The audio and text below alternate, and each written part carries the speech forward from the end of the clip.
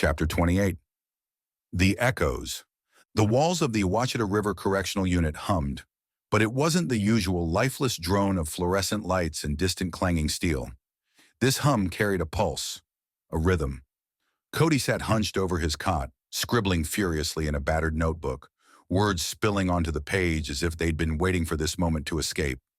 His pencil paused, tapped against the paper, then raced forward again. Outside, the muffled symphony of prison life continued. Murmurs, chairs scraping, a guard barking an order. None of it touched him. The performance in the yard had ignited something. Men who'd never glanced his way now stopped him in the corridors. A nod, a muttered word of respect, or a simple, heartfelt, "Play another one." It wasn't fame, but it was something real, something human. Cody didn't need applause, he needed purpose. And now, for the first time in years, he had it. A sharp knock at his cell door jolted him from his thoughts. Ramon stood there, broad and solid, flanked by Jimmy, Tucker, and a few others. Ramon's grin was crooked, almost conspiratorial. "Recreation room's open," he said. "You in?" Cody smiled, closing his notebook and grabbing the acoustic guitar that had somehow become the most valuable thing in this place. "Let's make some noise." The rec room was as drab and lifeless as ever. Scuffed floors, faded walls, the faint smell of disinfectant lingering in the air.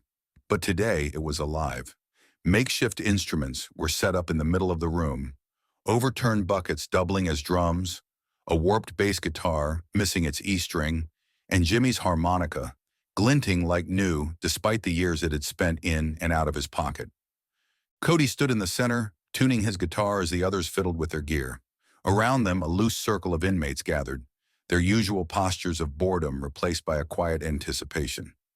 Cody could feel the energy crackling in the room, as if the walls themselves were leaning in to listen. "All right," Cody said, glancing around the group. "Blues in E? Keep it simple. Follow my lead." Tucker, gripping his drumsticks like they were extensions of his hands, nodded sharply. "Got it." Jimmy blew a quick riff on his harmonica, a grin spreading across his face. "Let's show him how it's done." Ramon adjusted the strap of his bass, his fingers plucking a few tentative notes. "Time to wake this place up." Cody strummed the first chord, slow and deliberate. It rang out clear and deep, carving through the noise like a blade. Tucker's rhythm came next, steady and strong, the buckets and trays thumping with surprising authority. Ramon joined in, his bass filling the gaps with a pulsing heartbeat. And then Jimmy's harmonica wailed, a raw, piercing cry that sent a shiver down the spine. The room shifted, conversations stopped, heads turned. Men who'd been slouched in corners sat up, their attention drawn to the music like moths to a flame. Cody stepped up to the makeshift mic stand, nothing more than a broomstick taped to an old mop bucket, and began to sing.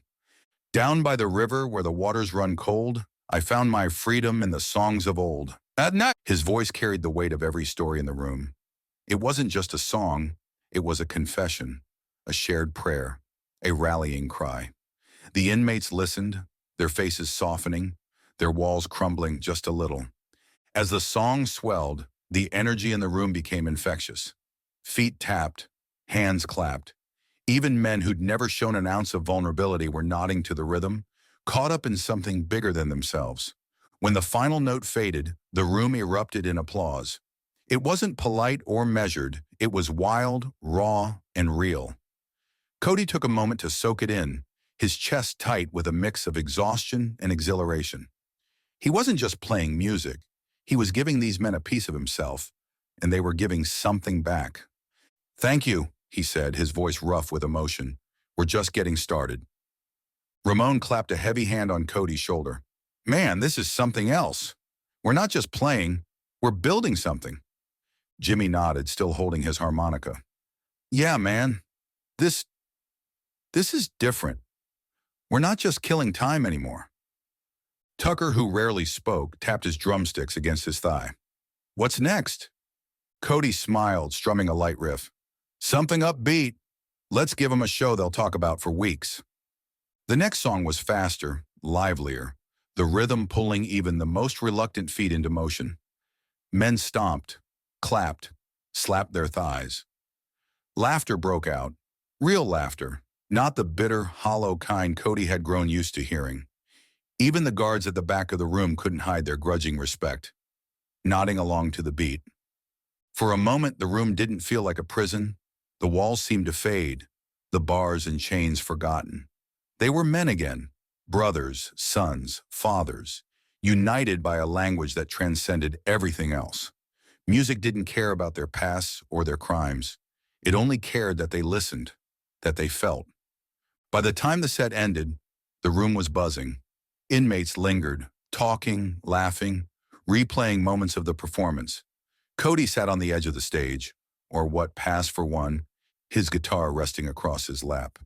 He was tired, but it was the good kind of tired, the kind that came from building something instead of tearing it down.